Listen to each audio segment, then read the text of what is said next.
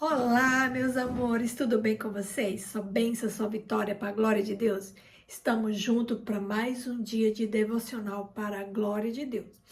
O devocional de hoje é a segunda parte, referente ao devocional de ontem. Por que que eu resolvi fazer a segunda parte, pessoal? Porque eu cometi 3 erros, né? E eu não posso, eu tenho que fazer a correção desses 3 erros, os 3 enganos. E eu já peço para vocês aqui, né, que tenham conhecimento da palavra. Quando vocês, porque arroz é só Jesus, eu tenho às vezes um lápis de memória e eu esqueço algumas coisas, eu troco algumas coisas, eu tô lendo o nome, tá escrito certo, eu tô lendo o nome errado, eu tenho essas pequenas particularidades. Eu creio que isso, eu ficar mais atenta, vai ser corrigido. Desde que eu comecei a gravar para vocês no início do ano, que eu tenho me policiado muito nessa questão, mas às vezes o cansaço, o sono e chego do trabalho, vou gravar para vocês, termina passando despercebido. Então, depois que eu editei o vídeo ontem, tive um tempinho, editei o vídeo, subi o vídeo, nítido ali, vocês viram que eu tentei consertar e mesmo assim eu fiquei com dúvida, que foi a questão lá do se era irmão ou se era filho de Saul, os dois, né, que os 5 eram netos, e os 2 eu fiquei com dúvida, se era irmão e se era filho, os descendentes que os gibeonitas pediram para se sacrificar ao Senhor. E aí você vai encontrar no estudo que eu fiz com vocês, eu acho que foi na terceira semana, tá? Com 3 semanas que a gente fez esse estudo, que é o 74º vídeo, que fala sobre a história de Mefibosete, tá bem? Vocês podem confirmar lá. E a gente vai começar a fazer essa é a primeira correção, tá?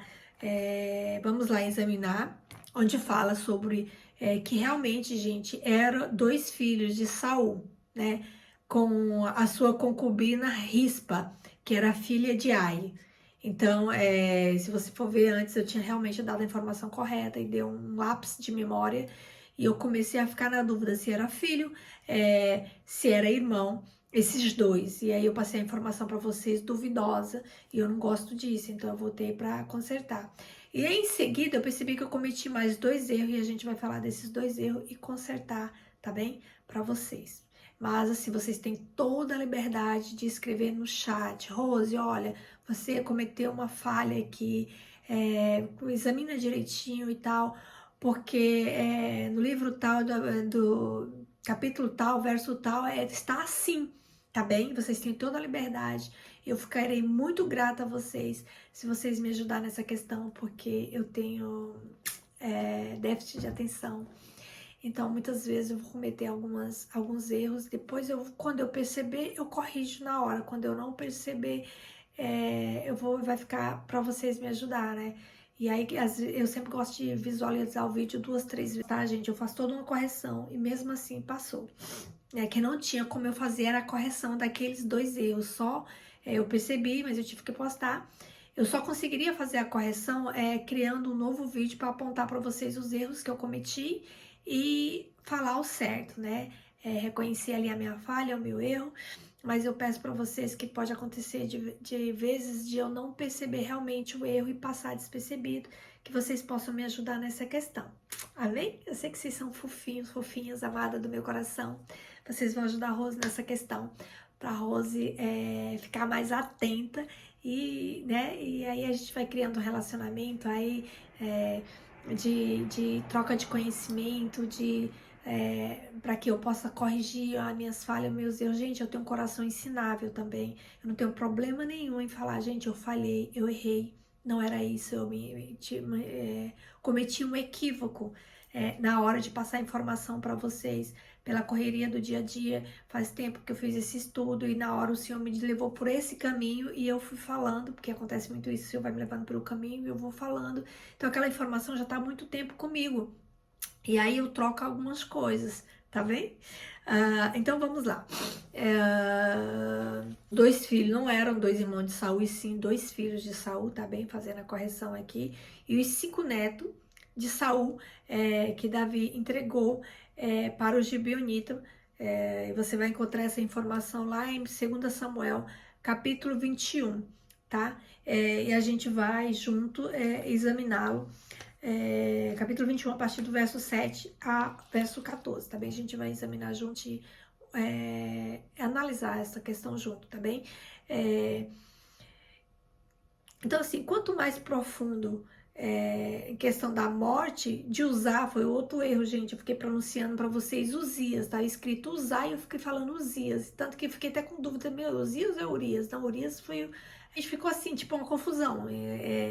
Então, acho que eu tava lembrando muito de Urias, e aí eu peguei em falar Uzá, eu falava Uzias, entende? Então, é outro erro que eu cometi, uma falha aí na pronúncia do nome, tá bem? E não tinha como eu fazer essa correção, da corte no vídeo. Então eu precisava falar aqui para vocês do erro, que não é Uzias, e sim usar, tá? A pronúncia está errada, né? Então a gente já volta nessa teoria aí na questão de usar, né? Onde existem várias vertentes, né? Que falam sobre esta teoria, e a gente vai pegar mais ou menos 3 vertentes para o nosso as nossas correções aqui ficar legal. A gente vai pegar três teorias na questão da morte de Uzia, se realmente ele morreu porque ele tentou, sabia que ele não podia colocar a mão na arca e ele pôs propositalmente. Essas 3 teorias, gente, eu pesquisei, entrei mais profundamente pelas questões de eu tinha cometido o erro. Eu falei, gente, é Uzias, é Uzá, é Urias, como que é? Porque eu não sabia mais. Quando eu fui ver editar o vídeo, eu vi que eu fiz uma pequena confusão ali, passou um lápis, né? E realmente por essa questão do déficit de atenção que eu carrego, né? Mas eu creio que o Senhor no tempo certo vai me curar disso. E você vê que eu tenho um problema de dicção, tem momentos que eu falo palavras erradas mesmo, pela questão da dicção. Trabalhando isso já há 2 anos para melhorar, mas vira e volta eu cometo aqueles lápis, tá bem, de memória. Então, eu peguei 3 teorias de um estudo que eu tinha, eu peguei as três teorias, revisei para falar para vocês, para a gente entrar na forma mais profundamente nesse caso, né? Por que que Uzá foi fulminado? A primeira teoria, será que Uzá não obedeceu os detalhes, né? Por isso ele foi morto? Será que na segunda teoria, será que Uzá ingeniosamente ele tocou em algo tão santo e esquecendo de obedecer alguns detalhes? Ou qual será realmente o motivo da morte de Uzá? A gente vai realmente debater esses 3 teorias para ver qual que é realmente totalmente errada, qual que é a mais ou menos e qual que é a mais aceitável, a mais que chega mais próximo da correta. Então, gente, vamos lá. Vamos para fazer a primeira correção, que vocês podem rever o vídeo, né?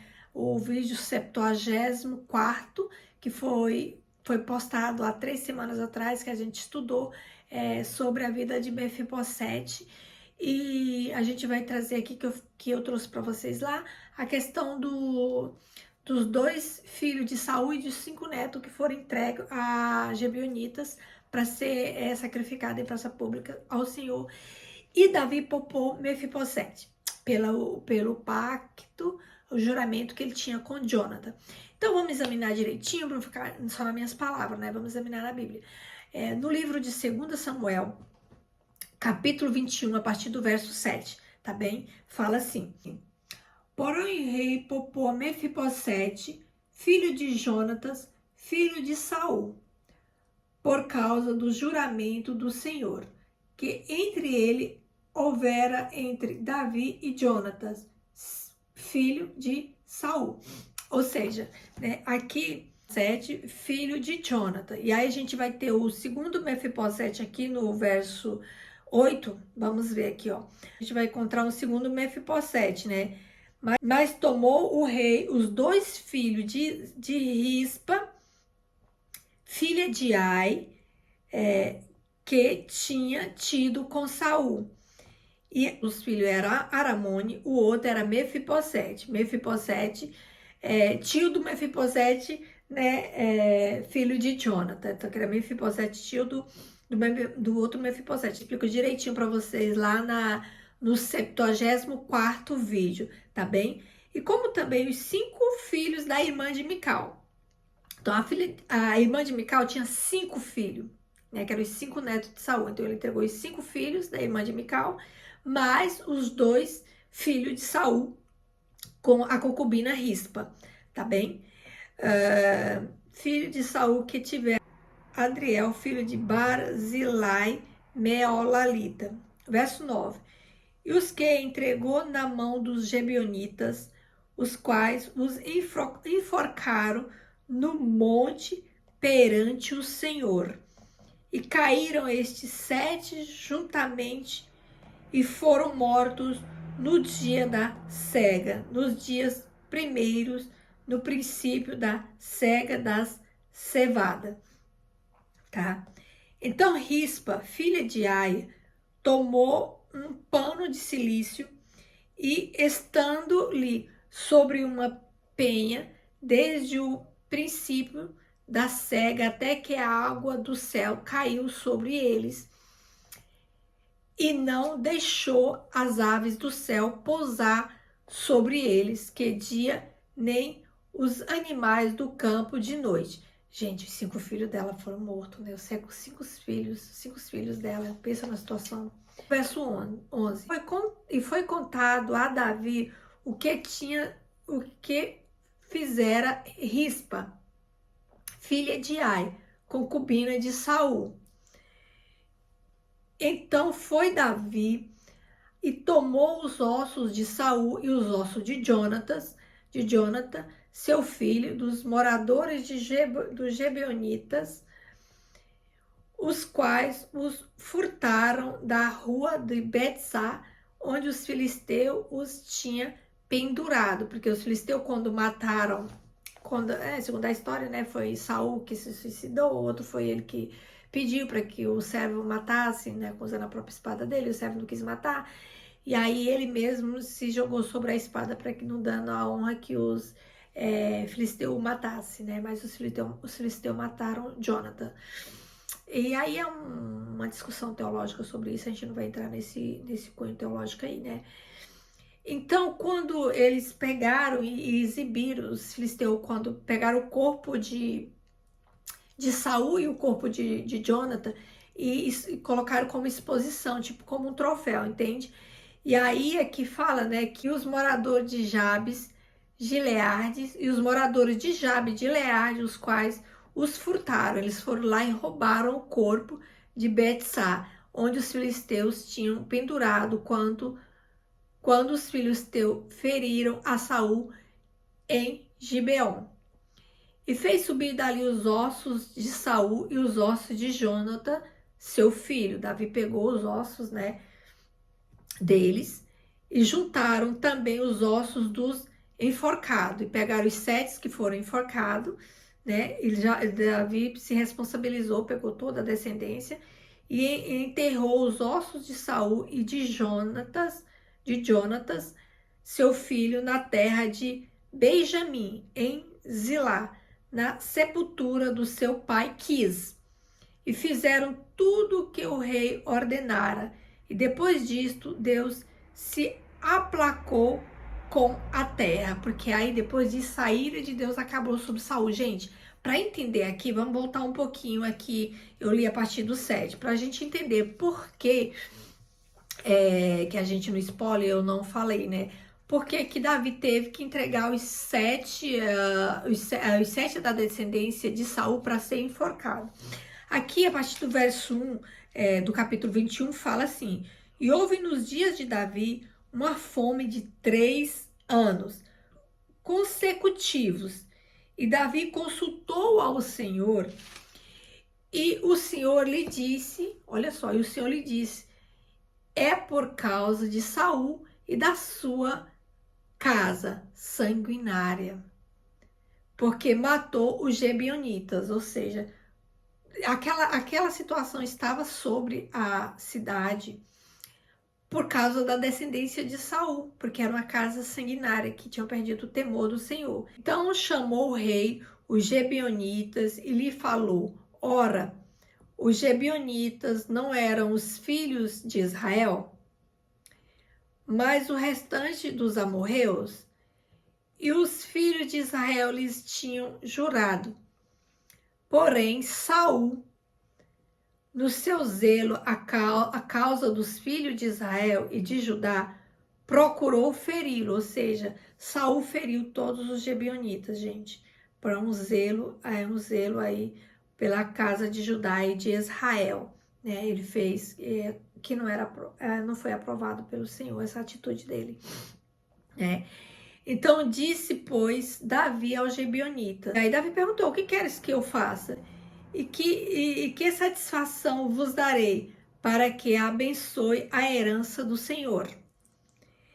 Então os gebionitas lhe disseram: não é por prata nem ouro que temos questão com Saul e sua casa, nem tampouco pretendemos matar pessoas alguma em Israel. E disse ele: que é, pois, que queres que vos faça?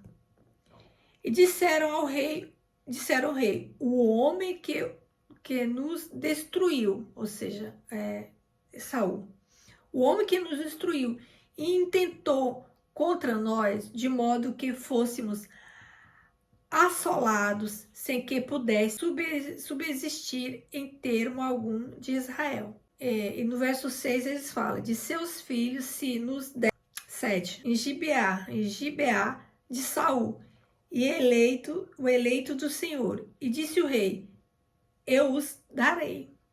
Palavra de rei não volta atrás, né, gente? E aqui tá a questão, por que eles foram enforcados, né? Porque Saul, né, por ser um homem sanguinário, né, atacou os gebionitas sem deixar com que eles se defendessem. Iam sacrificar os 7 homens ao Senhor. E aí Davi teve que entregar os 7 homens descendentes da linhagem de Saul. E como a gente havia falado, ele poupou Mefibosete. Então tá aí a explicação, né, gente? O motivo, a razão e a circunstância. Aí a gente vai agora entrar mais profundamente sobre a morte de Uzá, que eu falei para vocês, Uzias, pronunciando errado, porque eu fiquei com dúvida entre Uzias, Uzá e Urias. Eu fiz uma misturada aí e é Uzá a pronúncia, tá bem, gente? Problema de dicção, é só Jesus na causa, mas eu vou ser curada em nome de Jesus.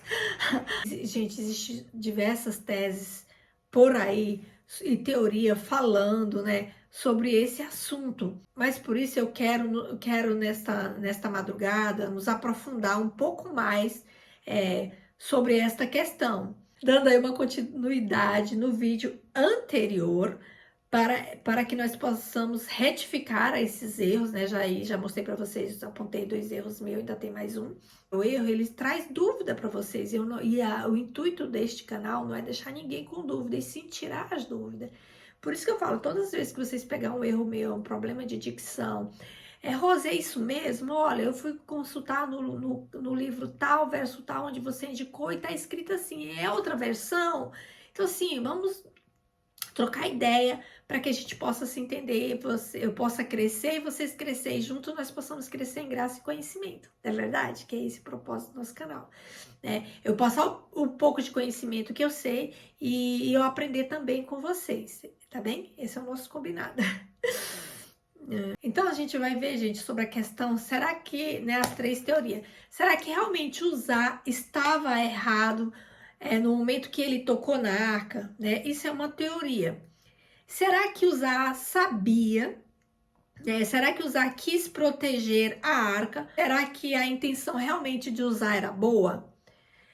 Vamos explorar junto, né, gente, essas questões. Então, por que Uzá morreu? Vamos explorar junto essas questões, correta, se não está. Vamos comentar essas 3 teorias, né? Eu pesquisei em outras fontes, em outras áreas, revisitei algumas pesquisas e eu peguei as 3 teorias para a gente nos aprofundar um pouco aqui nessa questão, tá bem? Vamos compreender melhor. Por quê? Porque eu queria corrigir o outro erro, gente, que eu falei para vocês, que a Arca da Aliança só podia ser carregada, porque isso, gente, foi o que eu ouvi. E aí eu guardei na minha memória e esqueci de buscar o estudo, como eu falei para vocês. Os estudos apontados que você pesquisou se realmente aquela informação procedia, mas de tanto eu ouvir em círculo de oração que realmente a Arca da Aliança foi carregado pelos só os levitas podiam carregar a Arca da Aliança, aquilo foi o que ficou. Então, na hora de eu passar a informação, eu passei a informação que estava no meu subconsciente. E eu não me atentei em ver, e aí eu fiquei com aquilo na cabeça, eu falei, não, eu tenho que rever essa informação, porque eu acho que eu passei a informação errada, e eu frisei muito bem, com muita certeza, né? E não é. Então, assim, a Arca da Aliança só podia ser carregada pelos filhos dos coatitas, tá bem? Mas a gente vai entrar mais profundamente. Gente, então assim, segundo essa teoria de não obediência aos detalhes, a intenção de usar realmente era boa, até que foi boa, mas Deus não se importa com a nossa intenção, mas com a nossa obediência aos detalhes, segundo aos defensores dessa teoria, né, gente? Então vamos lá analisar os 3 pontos dessa teoria. Usar esqueceu e que não poderia tocar na arca, gente. Será que Usar esqueceu que não poderia tocar na arca? Será que Usar esqueceu que não poderia carregar a arca daquela forma? Usar esqueceu que a arca não pode ser carregada daquela forma.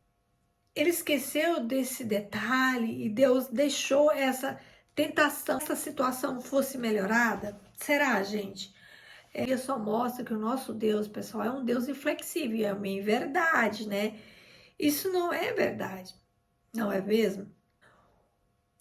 Então vamos entender o ocorrido. Uzá estava com a intenção boa em proteger a arca e por não ter prestado atenção nos detalhes, será que Deus realmente, o nosso Deus olha a nossa intenção no coração? Claro que sim. Nosso Deus, ele olha para a intenção do nosso coração. Vamos analisar então algumas passagens bíblicas, né, gente, para corroborar com essa informação. Livro de Isaías, capítulo 1, verso 17, deixa claro todas as leis de Deus, mas o seu coração contém pecado, temeroso, injustiça. Deus não aceita a obediência de detalhes, gente. Está com o coração sujo diante dele. Vale muito mais para Deus uma boa intenção no coração limpo do preocupado com os detalhes, mas ele esquece da intenção do nosso coração. Esse é o nosso Deus, gente, tem certeza? O nosso Deus primeiro analisa o coração do homem e analisa e julga o coração do homem. Se a atitude do coração for boa, o ato se torna justo. Agora mais uma referência, né, para que nós possamos entender. Então lá em Isaías 1, que a gente falou, capítulo 1, verso 17, do 1 a 17, né, Isaías 58, verso 3 e 7, Mateus, capítulo 23, verso 27. Então, pessoal, aponta essas referências para que você possa meditar depois. Lembra do nosso combinado? Eu passo as referências para vocês, para que vocês possam se aprofundar depois, para que vocês possam estudar e buscar o conhecimento, né, pessoal? Um chazinho aqui para melhorar a voz que já tá indo embora, né? Então, pessoal, essas referências deixam evidências que essa primeira teoria não tem embasamento bíblico, pois Deus não é inflexível, né? O nosso Deus, ele não é inflexível. Gente, na segunda teoria, eles falam que Uzá mereceu essa punição. Os que pregam essa teoria, gente, eles defendem que Uzá não era tão puro, demonstrando que ele era orgulhoso, desprezível pelas regras de Deus. Talvez por considerar acima da lei. Uzá achou e precisaria de uma ajudinha. Então, tipo assim, Uzá estava acima, você achou que estava acima da lei e achou que Deus precisaria de uma ajudinha dele, segundo essa teoria, né? E aí ele foi lá e tocou na arca. E aí ele achou que ele não morreria. Muitos, infelizmente, pessoal, acabam matando o sermão, dizendo que Uzá é prepotente e arrogante, né, em pensar assim. Pois onde se viu tocar na presença de Deus? Tocar em um lugar onde não estava preparado para tocar. As pessoas, na maioria das vezes, não leem o contexto e acabam esquecendo que a arca ficou 20 anos, gente, 20 anos na casa de Obed-Edom, que é o pai. Essa situação você vai encontrar lá em 1 Samuel, capítulo 7, do verso 1 ao verso 2. 1 Crônica, capítulo 1, verso 13. E capítulo 13, verso 17. Aponta aí para vocês pesquisar.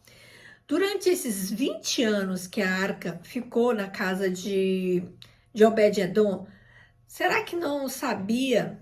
Será que Uzá não sabia que não podia tocar na arca? Outra coisa, Uzá era sobrinho do rei Davi. Abinadab, gente, era irmão de Davi. Sendo assim, Uzá é sobrinho de Davi, certo? Você vai encontrar essa citação também lá em 1 Samuel, capítulo 7, verso 13, tá bem?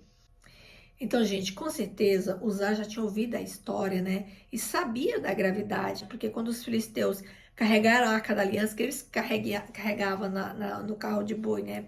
Enfim, não vou atropelar. Então, Uzá sabia, gente, da gravidade em tocar na arca.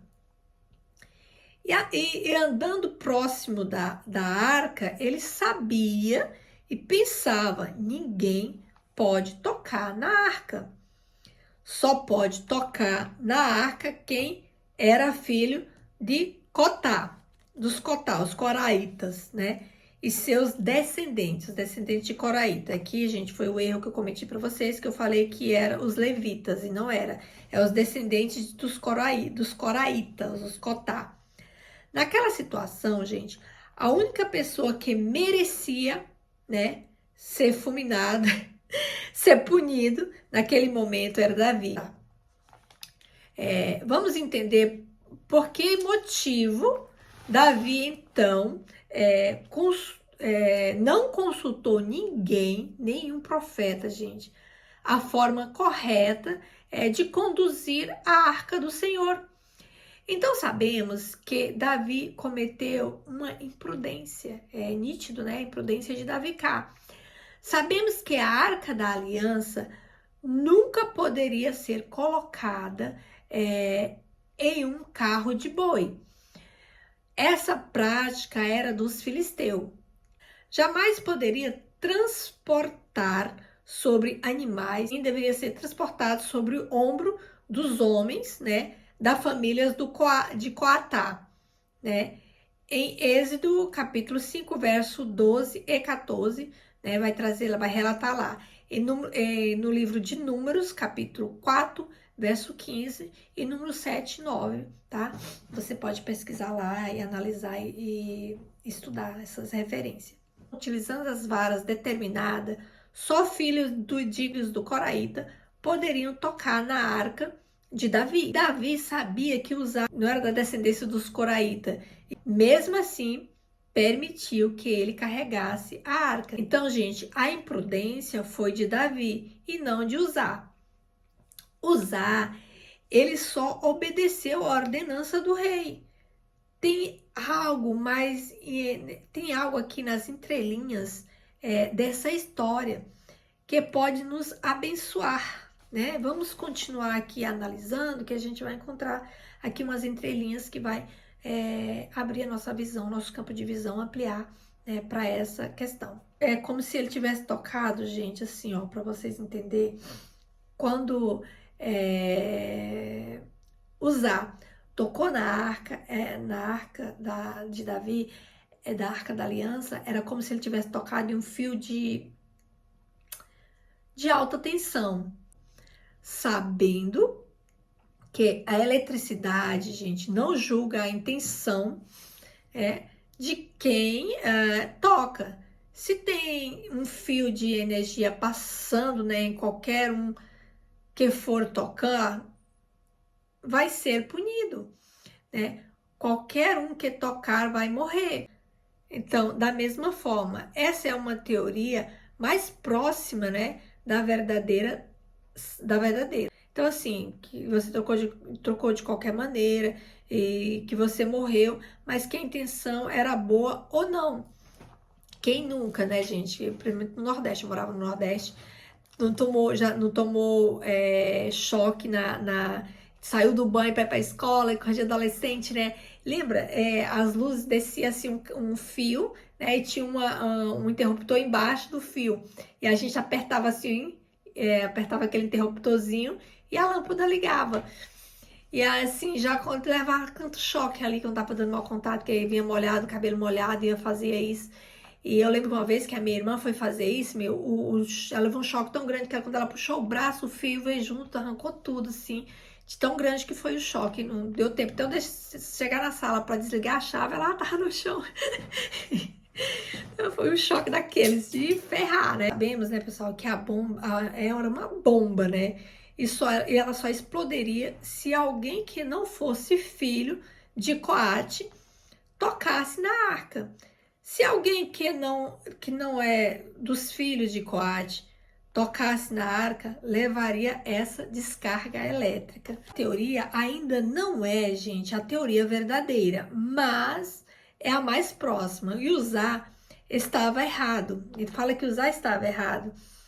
A gente já sabe, mas o que deixa as pessoas confusas sobre o assunto que vamos abordar agora, questão de falar que Uzá foi punido por ter feito a coisa errada.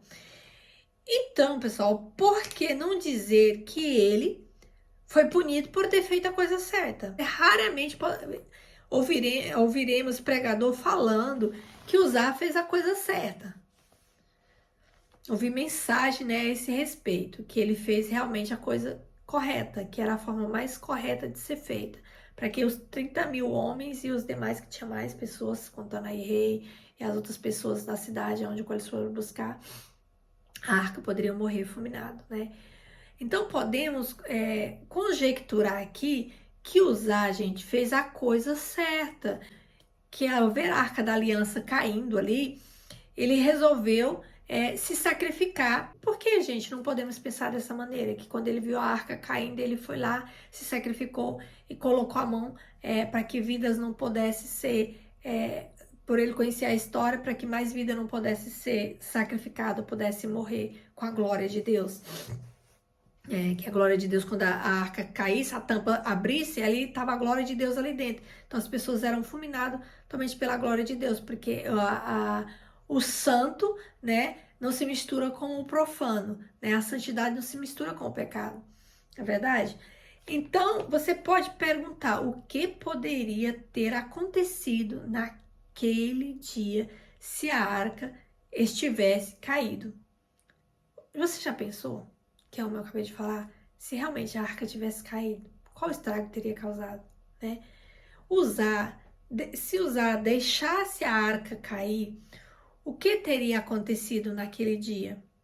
Então, vamos analisar aqui alguns pontos, alguns acontecimentos. Aqui em 1 Samuel, no capítulo 6, versos 19 e 20, vamos ler, gente, vamos ler esse 1 Samuel, capítulo 6, eu já deixei aqui 19 e 20, só o cara saiu daqui.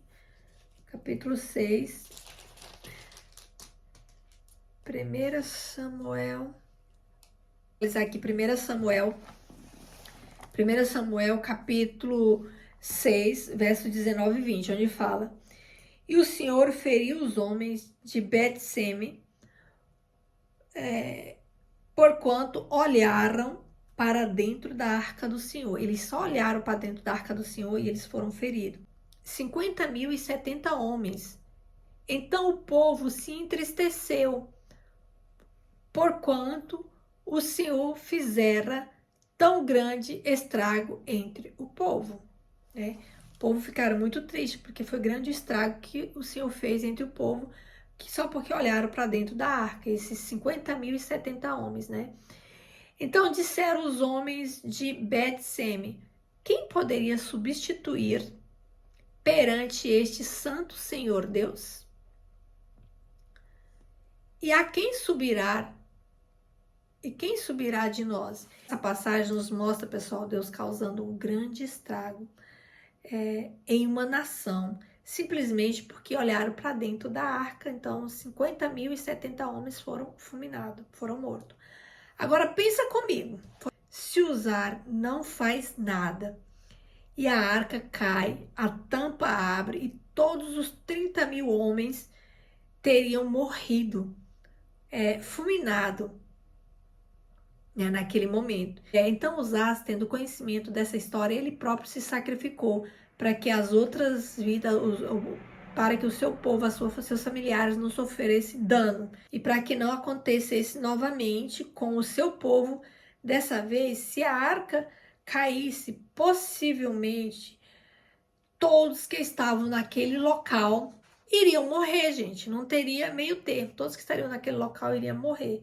Então, lá em 1 Samuel, no capítulo 5, gente, nós vimos que Deus, vamos analisar, ó, os filisteus, pois, tomaram a arca de Deus e a trouxeram de Ebenezer e a Astode.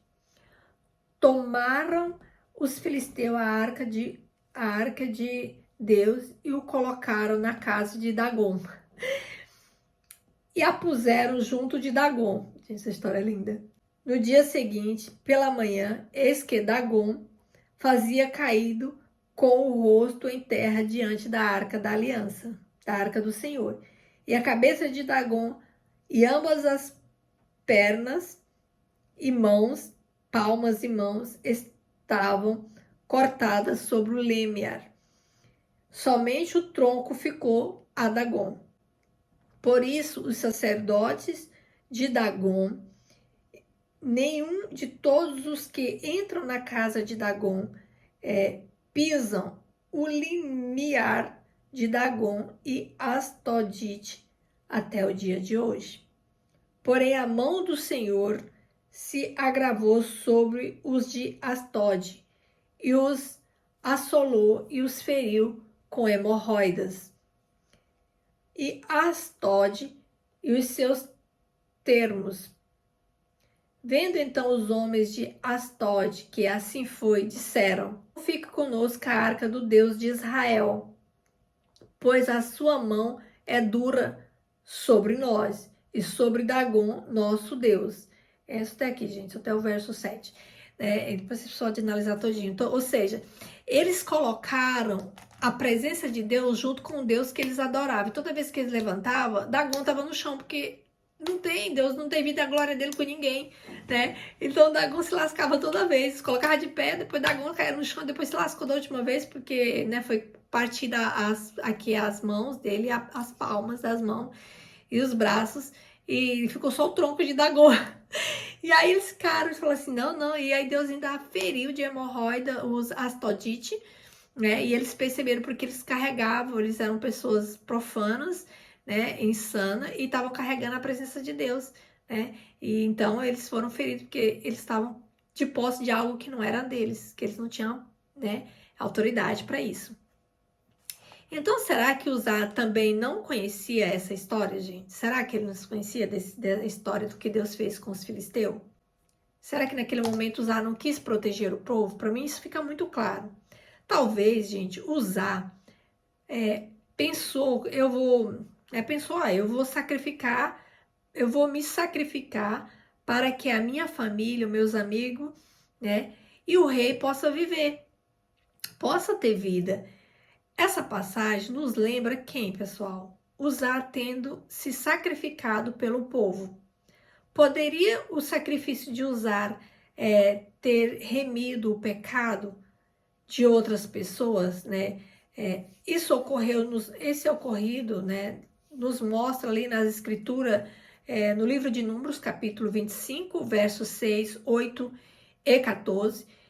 Esse texto nos mostra quando os filisteus e o filho de Elisar atravessou um príncipe israelita. A vida desse príncipe foi oferecida para proteger o acampamento, para proteger sobre o acampamento dos israelitas. Então Uzá se tornou transgressor do pecado de outras pessoas, que caiu tudo sobre ele. Então isso nos lembra o nosso Redentor, que foi sacrificado, né, no nosso lugar, pelas nossas transgressões, pelas nossas feridas, né?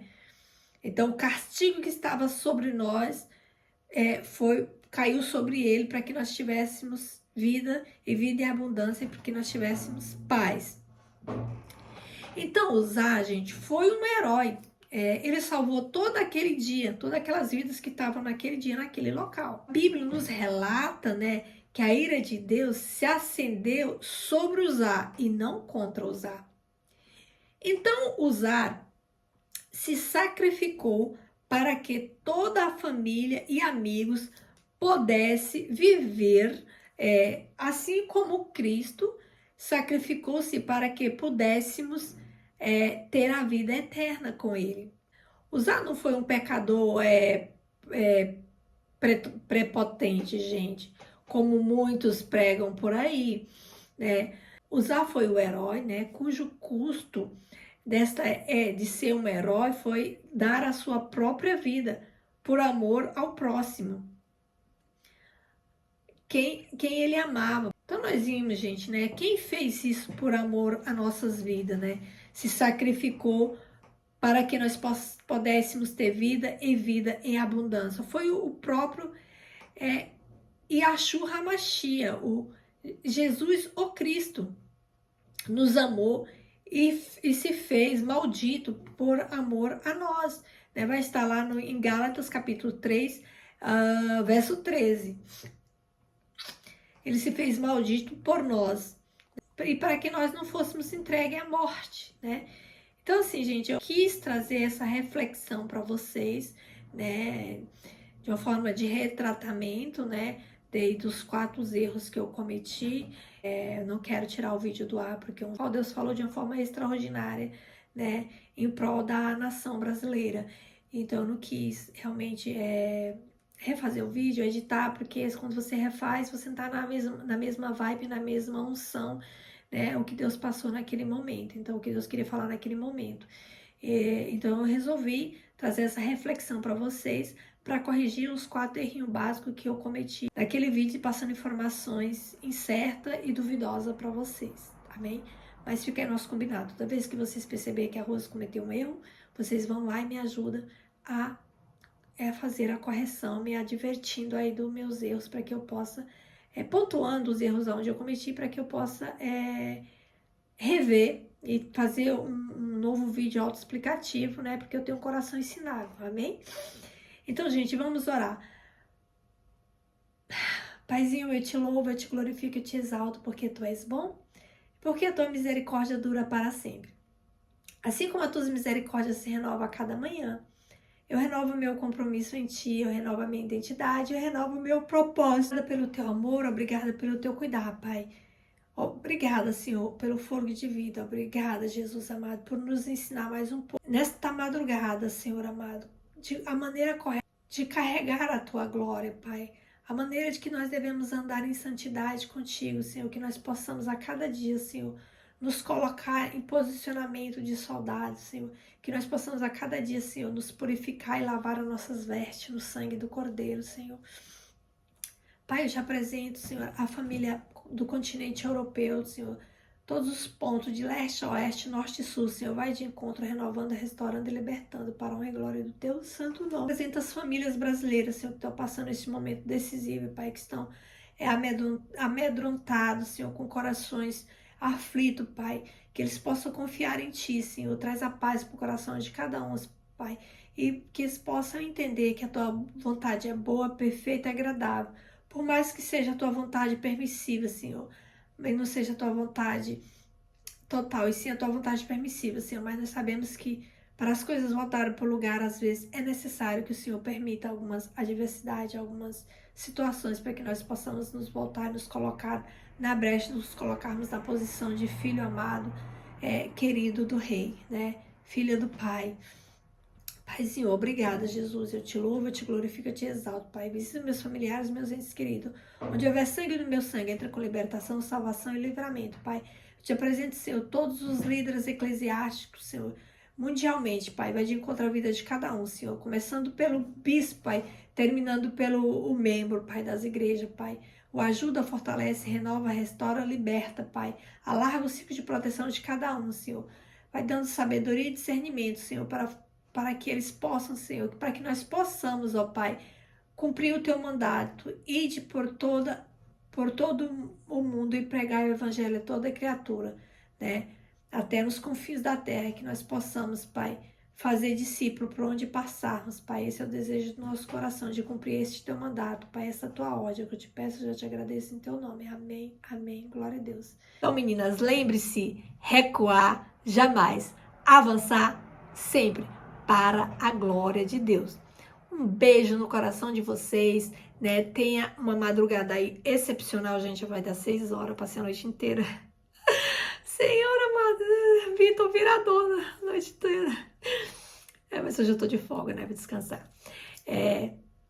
A gente começa a estudar e falar sobre as coisas do Senhor. A hora vai embora e você nem percebe. Quando você viu, já foi, já virou a noite. Jesus é bom o tempo todo. Então, um beijo no coração de vocês. Fiquem na paz do Senhor Jesus. Amém?